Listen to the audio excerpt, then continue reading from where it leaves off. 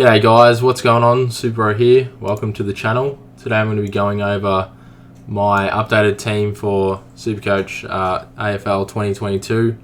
I've gone through a lot of drastic changes in my side actually. So this is my last side. So obviously Jordan Dawson didn't play in the practice game, I don't think. But it says he's injured at the minute. That's a little bit of a concern, but I'm pretty sure he's going to be right for round one. He might be playing inside midfield for round one, but I'm just going to play it safe and just go off pick a player that's been in the practice games and is looking good. So I'm going to get rid of Jordan Dawson, and I'll bring in Luke Ryan. I reckon I'm going to go with Luke Ryan as a bit of a pod this year. He looks really good. In the practice game, he looked like he was going really well. Got high disposals.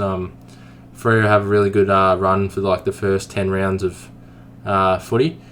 But the only concern with him is I'm not really sure how he'll score in away games. But he looks like he can average at least 110. But 540k is pretty cheap for him. He's always hovering around the top 6 defenders every year.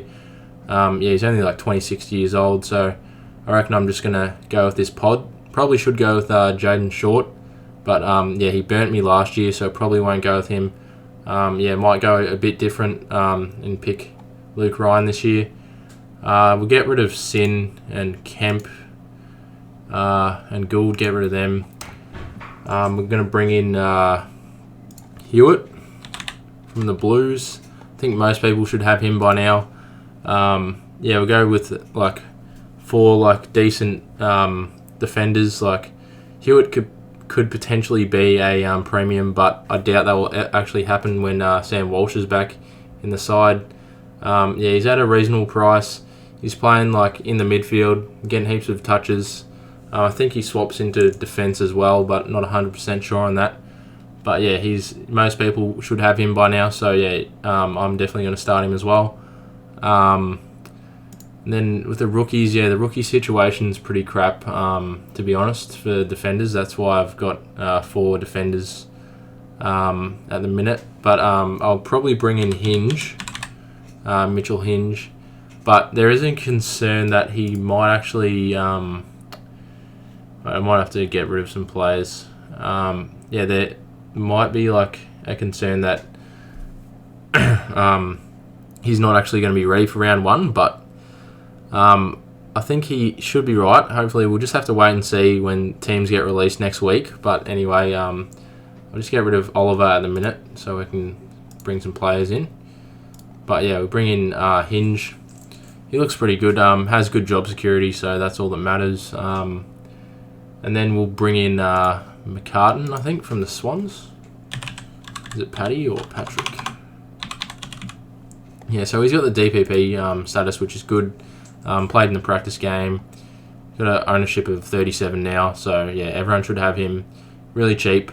Should be getting games every week, so nothing to worry about there. De Koning stays. He scored 92 in the practice game, which was really good, but to be fair, I'm still not quite sure about his job security because Jack Henry and Tom Stewart both didn't play in the practice game, so they're 2 key defenders for the Cats. So still unsure. Hopefully he holds his spot. He played pretty well, and then I think we'll just go with O'Driscoll for the moment as just a placeholder. We'll wait and see what teams get revealed next week. And then in the midfield, so I got rid of Clayton Oliver, which could be pretty stupid. I'm definitely going to stick with McRae and Steele. Everyone's going to get on to the Took Miller boat. I probably would. He was in my team first time I picked my team for the year, but I don't know. I reckon I'll just go Steele over Miller, but it probably could haunt me. It's a really tough call, that one, but I'll go with Steele. I do like Miller a lot. He's very good to watch, and he's only 24.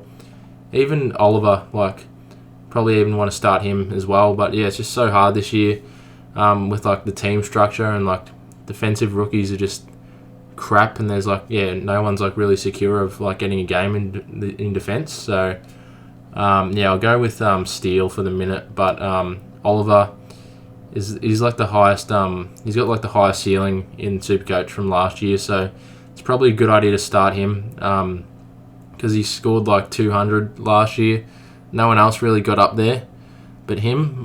But yeah, who knows? Hopefully Dunkley can get there this year. So we'll swing Dunkley into the forward line as well. So yeah, Neil's going to stay.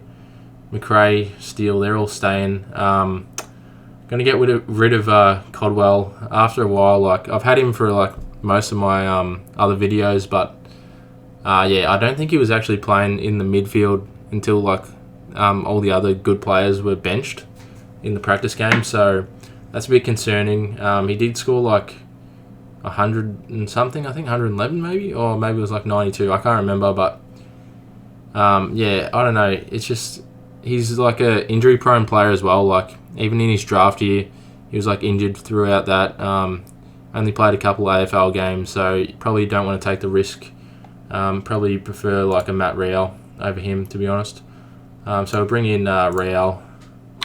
So yeah, I'm going to bring in Real over like Miller. Like they could probably potentially score the same, but that's probably unlikely. Miller's like potentially could win the Brownlow this year. But yeah, I reckon Steele's going to win the Brownlow, so I'm going to go with him over Miller. But yeah, it's not about the Brownlow, it's about who scores better. But anyway, Miller, yeah, he is like a really good player for SuperCoach, but I just feel like you got to start Steele, in my opinion, but I could be wrong. And then I'm going to go with the risk. This guy burnt me last year, but we're going to hold faith in him. Paddy Cripps. Yeah, I'm a bloody idiot for doing this, but hey, hopefully it pays off well for me. That means I've got like 5 decent midfielders, which could be like a good chance of all like averaging like 100 plus. Cripps might even go better than that. Hopefully Real is actually back at his best, which will be exciting. He might even outscore like Miller some games, so I'd rather pay like 300k. Like I could have like Miller and like another rookie, or I could have Cripps and Real instead, so there's like 2 more spots on my field with more like potential of those players to score like 100. So it could be an advantage for me, but I reckon I'm just going to take the risk. I reckon Cripps looks like so much better than he did last year. Like last year he was like injured the whole year, but yeah, it's not really that much of a concern for me. I reckon like he's obviously been killing it in the practice games. Like the last one he kicked 4 goals or something. Like looks unreal with Walsh out. So my plan will probably be to like just straight swap Cripps to Walsh when he's back and fit. But yeah, who knows? Cripps might be back to his best like 2019 form, but it's hard to tell. But yeah, I'm just starting Cripps just so I can swing him to Walsh later on, which is probably a decent idea. And then we'll bring in Josh Ward, is it? Yeah, he absolutely killed it in the practice game. He got like 30 touches, I think. 180k rookie. Where is he? Here he is. Yeah, got a 48% ownership now, which is good. So most people have him. Horn Francis, just one of those guys you just want to have like in your side. You don't know what he's going to be able to score. He might go like average like 80 to 100, I reckon, maybe. But yeah, he might have like a game where he scores like 120. Who knows? Probably might not actually average 100, but yeah, he's going to be a good player. So yeah, I think I have to start him. Most people should start him as well. Dacos killed it in the practice game as well, so that's awesome. Just going to hold on to him until he's like 400k at least before I trade him. Then Stevens, I'm going to hold on to him because the Cats have been posting stuff about him on Instagram and stuff. I think they're like overrating him a bit, but yeah, he might be like decent like job security, I guess. He might have decent job security, try and get some youth into the midfield, but there's still heaps of other players like Parfitt and stuff taking his spot, so it's a bit of a concern. But yeah, we'll have to wait and see until the teams are released on round 1. I'm probably going to get rid of Ward. Ward? What am I on about? No, I'm not. Mead, sorry. Jesus. Ward is not going anywhere. I think Ward will probably go onto my bench, actually, because I'm going to bring in Jared Berry. Yeah, so he's got a 26% ownership. He should be playing on the wing, probably average like 80 or something. You'll be happy with that. If you can make like 150k or something, or 100k, that'll be good. Yeah, so this is like the midfield structure I'll probably go with. Put Ward on the bench, but Ward will probably outscore Horn Francis. But yeah, we'll just have the loophole, I guess, which will be good. And then Clark is injured, so I'll get rid of him. And I think I was just going to bring in that McDonald guy. If hopefully he holds his spot in the side. He's a 117k rookie, 21% ownership. Yeah, he did play. He was even in the mock teams. He showed up, which was good. But yeah, so the team is starting to take more of a different structure than my last video. With the Rucks, yeah, look, I'm really I'm pretty concerned about Sean Darcy, to be honest. He's had a couple injury niggles in the preseason, and yeah, I just don't think I can trust him. Honestly, the only way I would start him is if I had Bruce as R3 or someone like that, so I could start him. But I'll get rid of him. We'll just go safe option with Gawn. He's got 48% ownership. I was worried about him at the start of the year, but yeah, I don't think Luke Jackson is really going to affect his role that much. He still kicks goals now, so he should be pretty set to go. And then here in the R3, we'll go with Hugh Dixon for West Coast.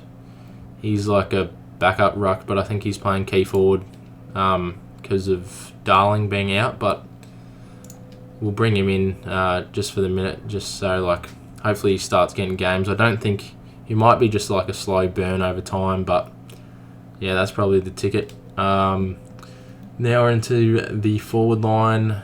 Going to get rid of a few of these players. Heaney, I probably won't start him. I'm just a bit worried about his midfield role. I don't think he actually has it.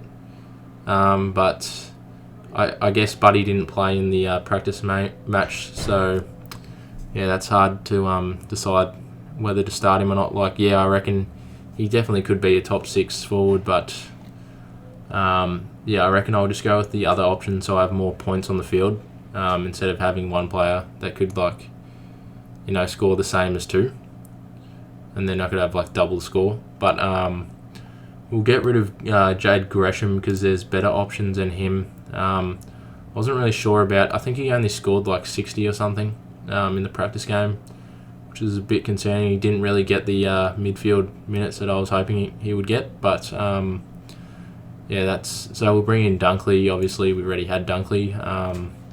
57% ownership. He's just a lock. You just have to start him. Butters, like I've been saying, he's killing it in the preseason games. Yeah, I don't think he even played the full game, but he scored really well.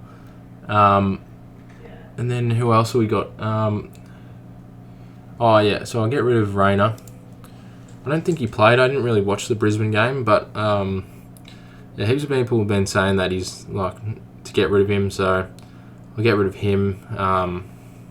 Then we'll bring in. I feel yeah, the forward line's going to be pretty similar to most people, I reckon. So we're going to have Riccielli, obviously. He has been an absolute monster. Yeah, 60% ownership, so you've got to start him. Yeah, he looks really good. Definitely have to pick him. Yeah, I've got to make sure we have the good high price rookies because they're going to make a lot of money and get games, and they have really good job security. And we'll also get Mitch McGovern. He's got a new role at Carlton, so he's pretty much Jack Zeeble from last year at a similar price. So we all know what can happen from that situation. Zeeble is now like in the top 8 defenders, so yeah, definitely want to start him. He'll be taking intercept marks. Pretty sure he scored like 80 or something, so that's really good. But yeah, most people are concerned about if he's going to be able to like keep it up. But I reckon it's a new look Carlton side, so definitely going to start him. Take the risk; it'll be worth it, I reckon. Get rid of like some of these guys as well. Probably won't pick them. Hollands, I'm not sure if like he even got a game again in the Gold Coast game, but we'll just get rid of him for the minute. I'll have to wait and see with the teams being released if we're going to pick him up. He could be someone we just bring in later on when we trade someone else out. If he still hasn't got a game, hopefully that'll be the ideal situation. We'll also get Will Brodie. I was really thinking about starting the Zeri guy. I think the one from North Melbourne who was playing in the Ruck. He's a forward status, 9% ownership. Like, I'm just a bit worried about like his like role, like security. I don't know if he's going to be actually playing number 1 ruck for like the whole season. What's his name? Coleman Jones wasn't playing, I don't think. So that like puts a question mark on him. And Will Brodie, like, even though Nat Fyfe wasn't playing, like, he's still going to be in the midfield, like on the wing or something. So he should be pretty safe going with him. But yeah, who knows? It's pretty hard to pick Zeri, but hopefully I'm pronouncing that right. But yeah, I don't know if I'll go with him. Could be a good option. But yeah, most people should have this forward line by now, I think. Who else have we got? Oh yeah, we just got Durden, I think. Is that his name? Yeah.